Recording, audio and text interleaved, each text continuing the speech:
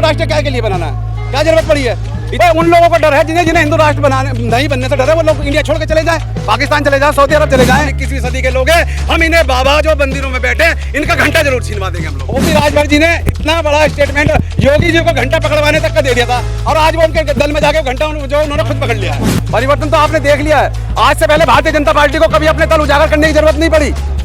आज अगर कोई भारतीय जनता पार्टी को कहीं ना कहीं डर तो है कि उन्होंने दिखाया कि हमारे साथ अड़तीस दल है, रास्ता अलग तैयार हो रहा है। सबसे हम भारतीय जनता पार्टी के खिलाफ जो दल होगा हम उनके साथ मिलकर लड़ेंगे। मायावती जी अकेले चना कहीं बाहर नहीं पड़ता। कांड की सीबीआई जांच होनी चाहिए, जिसके लिए मुख्य धारा आज मांग के लिए हम लोग माननीय राष्ट्रीय देखने के लिए यहाँ जंतर मंतर पे और कहा जा रहा था भाजपा की तरफ से गोली कांड हुआ था कि सुरक्षा लेने के लिए गोली खुद चलवाई गई है। ये भारतीय जनता पार्टी बाखूबी जानती है, क्योंकि वो ये काम करते रहते हैं। क्योंकि इस देश के अंदर जब जब उन्होंने सरकार बनाने का काम किया है, भाईचारे को बिगाड़ने का काम भारतीय जनता पार्टी करती है। उन्होंने ऐसे काम अपने ऊपर किए हैं, क्योंकि जो कर सकता है उसे ही ऐसा महसूस होता है कि ऐसा होता है। तो भारतीय जनता पार्टी बाखूबी जानती है दंगे कराना भी, चाहे आज उत्तर प्रदेश तो छोड़ दीजिए, मुजफ्फरनगर कांड भी भारतीय जनता पार्टी की देन थी, और आज मणिपुर भी भारतीय जनता पार्टी की देन है। जब जब उनसे जनता ने जवाब मांगा तब तब उन्होंने कहीं ना कहीं कांड करा दिया है, झगड़ा करा दिया आपसी भाईचारा को मिटाने के लिए। देखिए, एक ये नारा था, जिस ओर जवानी चलती है उस ओर जमाना चलता है। आज हमारे नेता भी युवा है, और आज उनके साथ पूरे देश का युवा खड़ा, बहुजन जो है युवा खड़ा हो चुका है।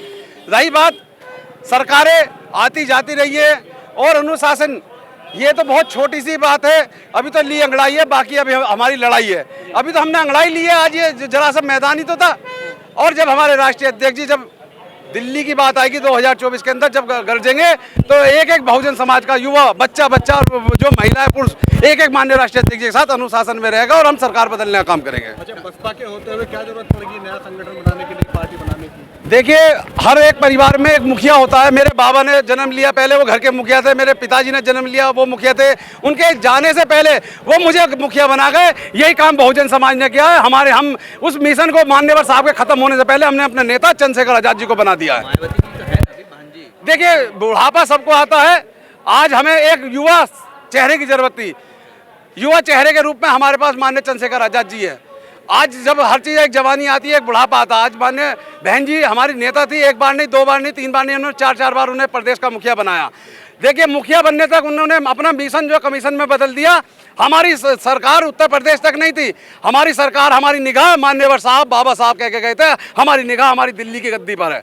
जो बहुजन समाज की असली गद्दी है दिल्ली है, हमारी निगाह दिल्ली तक है। हमें उत्तर प्रदेश, MP, वहाँ तो हम अपने विधायक जिता के और अपनी सरकारें बनाएंगे, पर हमारी जो है, हम चाहते हैं इस देश के अंदर जो असली मायने में के दलित को इस देश का प्रधानमंत्री बनना चाहिए, वो हमें चंद्रशेखर भाई के रूप में इस देश के अंदर दिखाई दे रहा है। क्या कहा जा रहा है कि बहुजन विरोधी ताकतों ने चंद्रशेखर को खड़ा किया है ताकि वोट का बंटवारा हो, मायावती के वोट बैंक में? देखिए, कमजोर की, ये तो आपको मैं एक जुमला भी सुना देता हूँ, कमजोर की बहू सबकी दादी और ताकतवर की बहू सबकी दादी। तो दादी, अब हम दादी नहीं, वो भाभी, हाँ दादी, सॉरी भाभी, कोई बात नहीं, मैंने सब वो दिया है एग्जाम्पल। तो आज उन्हें ये लगता है कि एक दलित का बेटा, आज इतनी पॉपुलरिटी इस देश के अंदर नहीं, विदेश के अंदर भी, अगर किसी नेता की पहचान अगर दलित नेता के रूप में आज पहचान है तो चंद्रशेखर आजाद जी के, उसे इंडिया उसमें बुक में नंबर भी आपको मिल गया होगा, आप लोगों को पता है, मैगजीन टाइम के अंदर, तो वर्ल्ड के अंदर।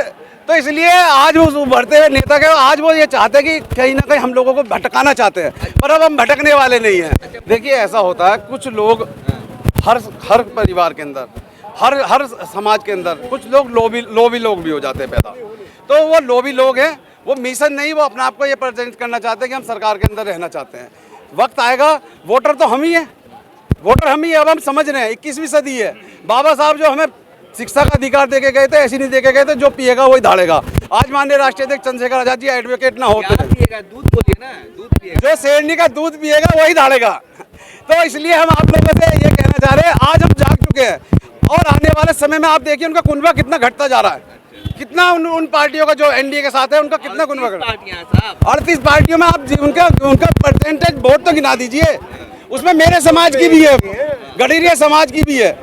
ऐसा नहीं है सबने पार्टियां बना ली हैं, सबने। आपकी पार्टी किससे लड़ेगी? बसपा के कैडर है उसी से लड़ेगी या अपना अलग रास्ता तैयार? नहीं, रास्ता अलग तैयार हो रहा है। सबसे हम भारतीय जनता पार्टी के खिलाफ जो दल होगा हम उनके साथ मिलकर लड़ेंगे। मायावती के खिलाफ उनके? मायावती जी अकेले चना कहीं भाड़ नहीं फोड़ता, अब अकेले उन्होंने सत्ता की कायम की, नहीं बनाई।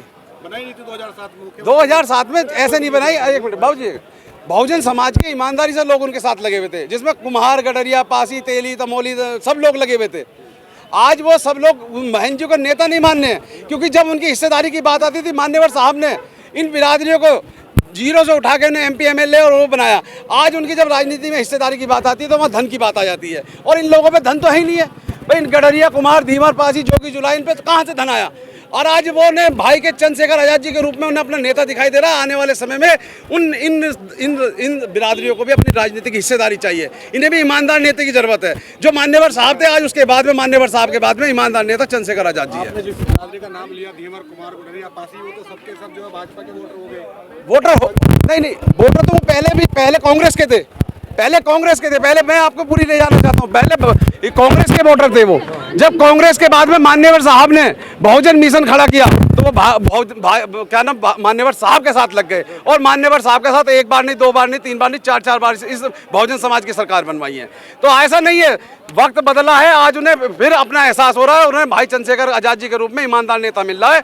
और हम भी ये चाहते हैं, मैं खुद पिछड़े समाज से आता हूँ, कि जो राजनीति में हम लोगों की हिस्सेदारी मान्यवर काशीराम साहब ने दी थी, वही आज हिस्सेदारी मान्य चंद्रशेखर आजाद जी हमें देंगे। इसलिए हम लोग सब बहुजन समाज के लोग बने हुए। परिवर्तन आएगा? बिल्कुल आएगा। कौन जाएगा? परिवर्तन तो हो चुका है। क्या हो गया? परिवर्तन तो आपने देख लिया है। आज से पहले भारतीय जनता पार्टी को कभी अपने दल उजागर करने की जरूरत नहीं पड़ी। आज अगर भारतीय जनता पार्टी को कहीं ना कहीं डर तो है कि उन्होंने दिखाया कि हमारे साथ 38 दल है। नए साथी बने हैं ओपी राजभर, वो कह रहे खाता ना खुलेगा। अब राजभर जी तो अभी तक तो वो कल परसों तक तो भारतीय जनता पार्टी को इतनी गालियां देते थे, मैं क्या बताऊं, आपके नहीं बता सकता। तो उनके यहाँ उनके यहाँ जाता है, वो गंगा जी नहा जाता है, वो गंगा जी नहा जाता है। ओपी राजभर जी ने इतना बड़ा स्टेटमेंट योगी जी को घंटा पकड़वाने तक का दे दिया था, और आज वो उनके दल में जाके वो घंटा जो उन्होंने खुद पकड़ लिया है। तो उन्होंने खुद घंटा पकड़ लिया, तो ये तो आप लोग ओपी राजभर जी आप कुछ नहीं रहे, लोग समझ रहे हैं उनके लोग भी, क्योंकि उन्होंने भी जब उन्हें मलाई खाने का मौका मिला उन्होंने मलाई खाई है, इसलिए उन्होंने अपने समाज का दुख दर्द नहीं बांटा। अच्छा, हिंदू राष्ट्र की मांग हो रही है। हिंदू राष्ट्र क्या के लिए बनाना है? क्या जरूरत पड़ी है?